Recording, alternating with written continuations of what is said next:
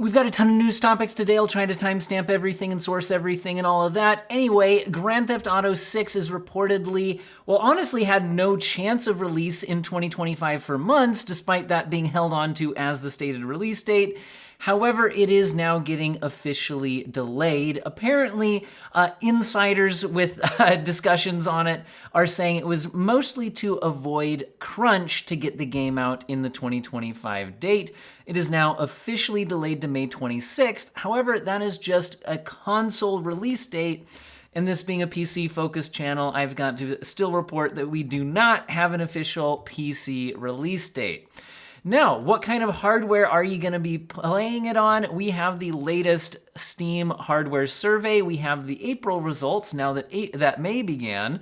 And interestingly, we have now seen the 50 series debut on the charts. If I search RTX 50, you got to actually scroll down quite a ways to get there. So we're not making a huge splash. You can see that like the most popular GPUs, by the way, is the 4060 laptop GPU specifically taking the top spot here. And again, this is holding about 5% of the Steam survey, followed by the 3060 at almost 5%, 4060 at 4.5%.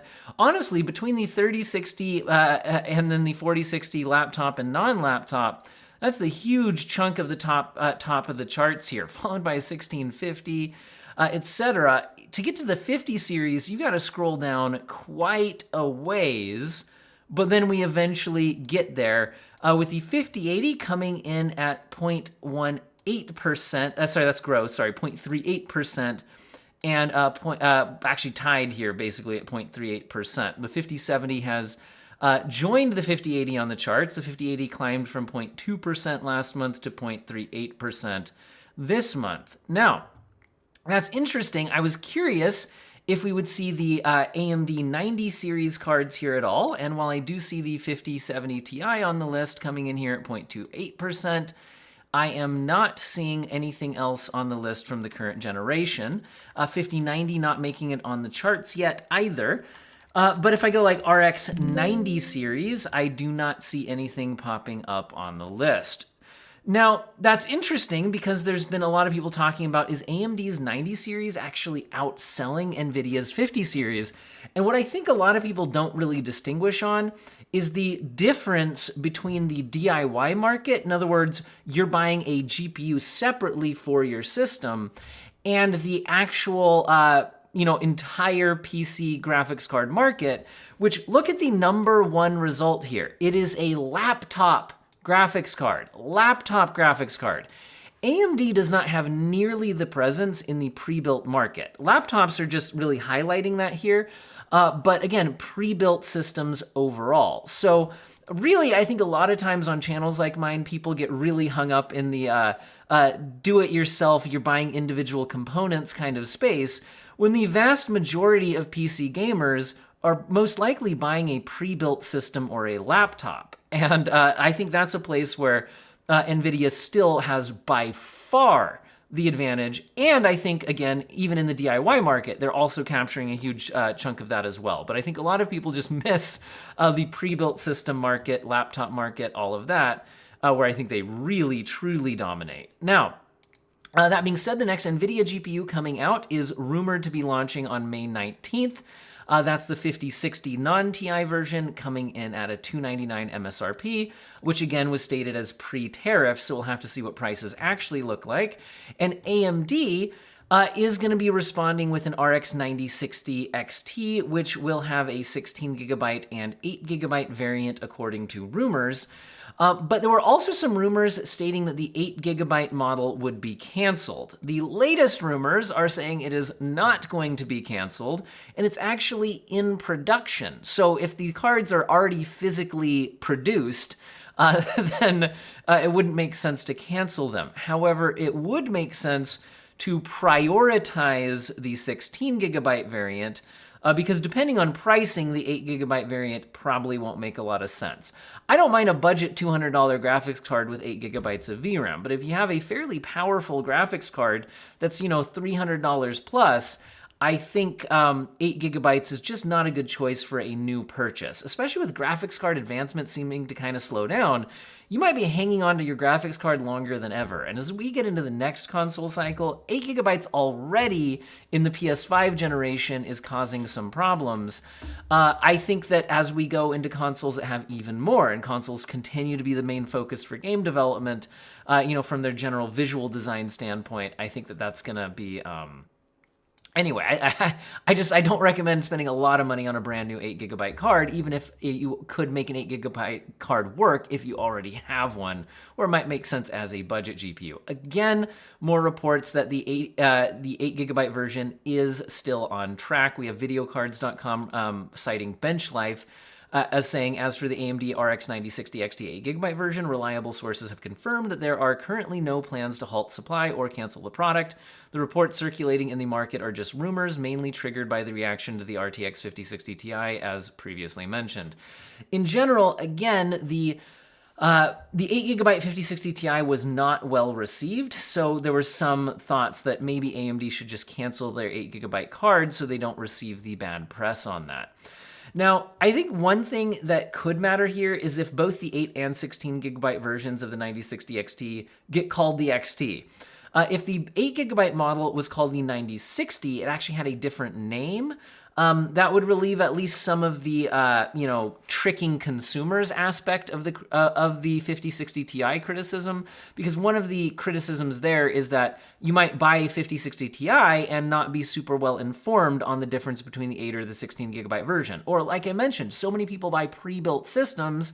If you buy a pre-built that says it has a 5060 Ti, I mean, if you're just walking around in Costco or something like that, I can tell you it's not always clear if it's the 8 or 16 gigabyte model. That kind of a situation. So if there's actually a distinctly different name, like maybe the non-XT version is the 8 gigabyte model, that would perhaps be received a bit differently.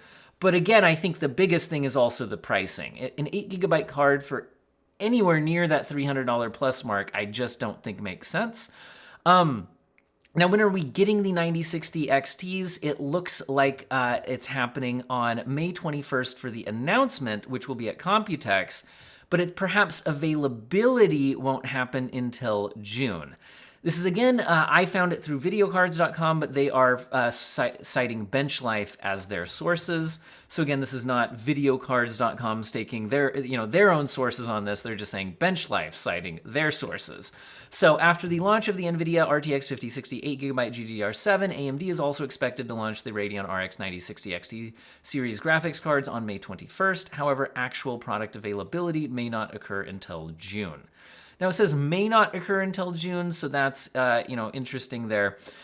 Also note that AMD has launched a 9070 GRE, but that is currently a China exclusive, as far as we know, and again, that is a 12 gigabyte model. Now, if the price was low enough, which currently it doesn't appear to be, I think that could be an interesting product, but again, that's based on a cut-down Navi 48, rather than being based on the Navi 44 that is coming for the 9060 series.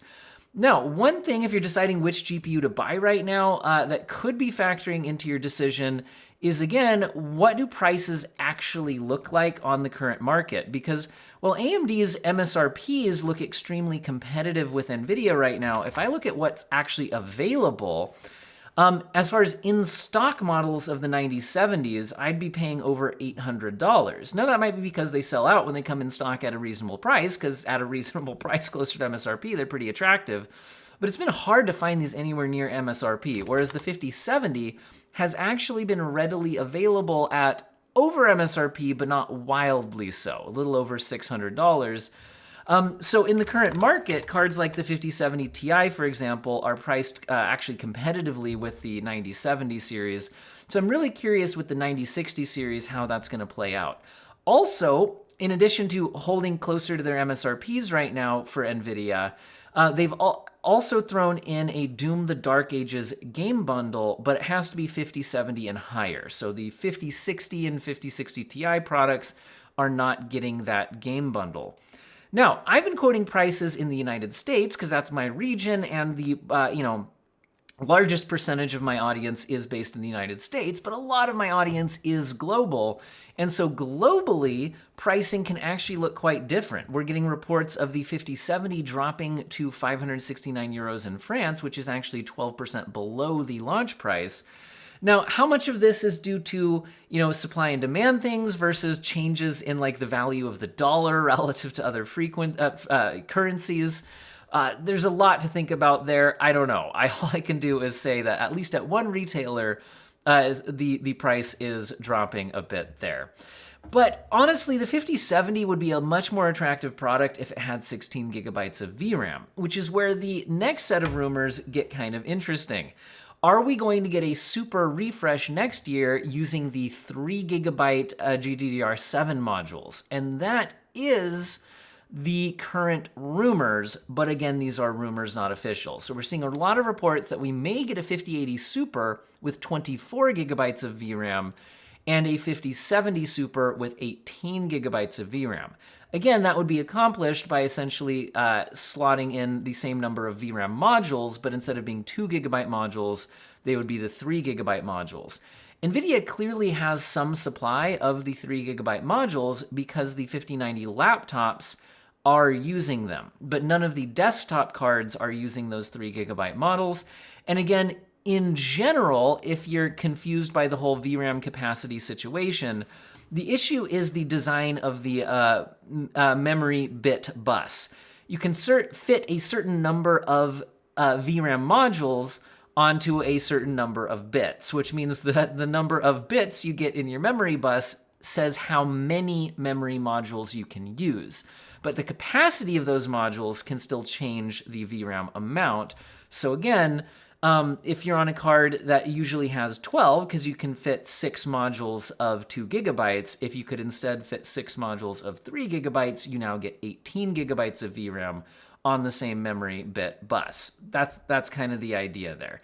Again, the 5080 can fit 8 2 gigabyte models, but if you could fit 8 3 gigabyte models, 8 3 gigabyte models, did I say that backwards? Anyway, you would then get up to 24. I think where this would be most interesting is on the, I really think the 5060 and the 5060 Ti probably should have just come with the 3 gigabyte modules, and maybe they just should have delayed their launch. Because if you, instead of having the 8 gigabyte card, what if you had 4 3 gigabyte models and had 12 gigabytes? I think for an entry-level product, 12 gigabytes of VRAM is okay right now. 8's kind of pushing it. So I think that would have been maybe a better route to go. But I don't know. I don't know the supply of the 3 gigabyte models. I don't know the cost. But anyway, that is the current rumors, but still it is just rumors. All my sources will be linked in the video description if you want to take a closer look. Now, kind of the dark horse in this race is Intel. So there have been a lot of rumors about Intel canceling their more advanced versions of their Battlemage GPUs for desktop. We got the B580 and B570, which at least at their MSRPs were pretty attractive, given the 10 gigabytes and 12 gigabytes of VRAM respectively, and a decent amount of performance at that price point. However, the real-world market pricing hasn't been amazing. If I jump to PC Part Picker right now, if I try to get a B580, for example, it looks like I'd be spending around $290 to $300 plus, which is more than the original MSRP. B570, those are around $280.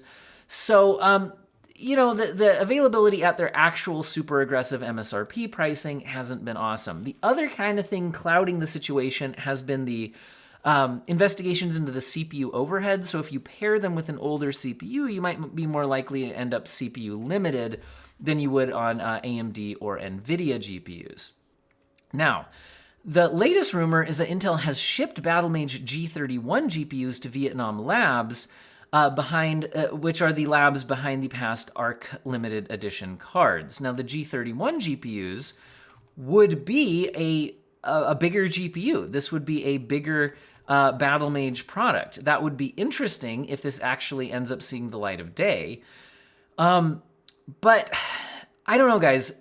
I have questions about the viability of a more powerful Battlemage GPU actually due to those CPU overhead concerns. Essentially, the higher your overall frame rate, the more likely you are to become CPU limited. The exact point at which that CPU becomes limited, the exact frame rate at which that happens, is going to be a lower frame rate on the Intel cards relative to their Nvidia and AMD counterparts due to that CPU overhead issue.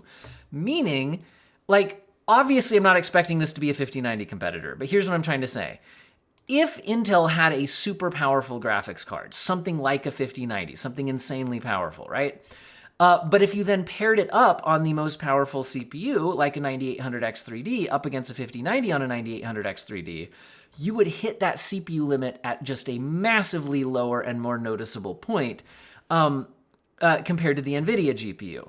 So that's obviously an extreme example of this. But if, in other words, the more powerful the Battlemage card, the higher frame rates the GPU is able to hit, and the more likely I think you would then be to expose those CPU driver overhead issues. Now, if the price was right, if the VRAM capacity was right, and especially if they were able to, in software updates, solve some of, or at least improve on some of those CPU-limited behaviors, this could still be super interesting. And I absolutely want Intel to stay in the race, so I want this to happen. I just do have questions about how powerful can an Intel GPU get before they solve those CPU driver overhead issues, before that becomes a big problem. So that's interesting. We'll have to see. Also, Intel is reporting 10% FPS gains on their ARC 140V Lunar Lake iGPUs at 17 watts with updated drivers for the MSI Claw AI Plus, which is interesting. Now, how much of that is GPU improvements, or is it, like I said, could some of that be CPU-limited behavior improving? I don't know. It's hard to say. On this kind of device, I would expect you to be more GPU-limited than CPU-limited, but I don't know. Interesting to see if Intel is improving things overall in their drivers, because there's certainly more low-hanging fruit for improvements on that side of things than with the other brands, I would say. However, it's not like Nvidia has been driver issue free. They've been having a lot of issues since their 50 series release. They've been releasing another hotfix driver with 10 more game fixes and updates and a lot of monitor fixes. It's a big list.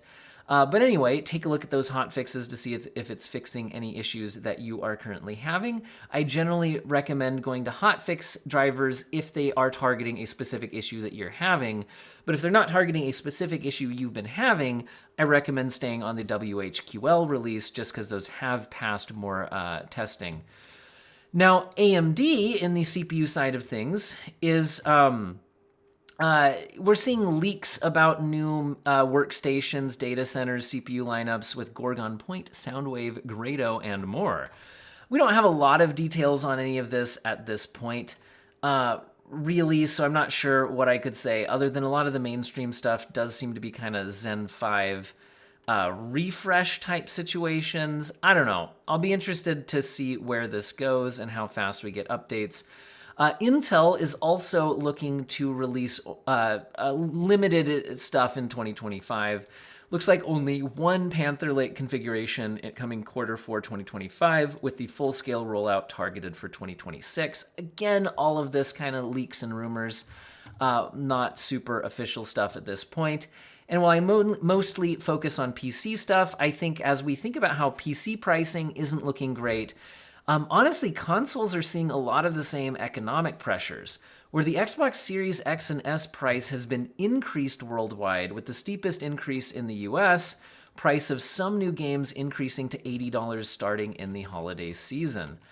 That's a bit rough. Again, this is just unprecedented for console releases. Generally, you see the price of the console trend down over its lifespan, not up. So this is really disappointing to see. And we're kind of seeing those same stagnations in the PC landscape, where usually the release of a new GPU generation means that you can now get massively more performance at the same price. In other words, the frames per dollar just massively improves over time. And it just seems like a lot of that is slowing down, and there's so many economic as well as just transistors, process nodes, advancements slowing or getting more expensive as they do still continue to improve. Anyway, bit of a bleak time there, but that is the news we've got for you today. Like I said, I will link all the sources in the video description and hopefully have time to get you some timestamps as well. I hope all of you have an excellent day.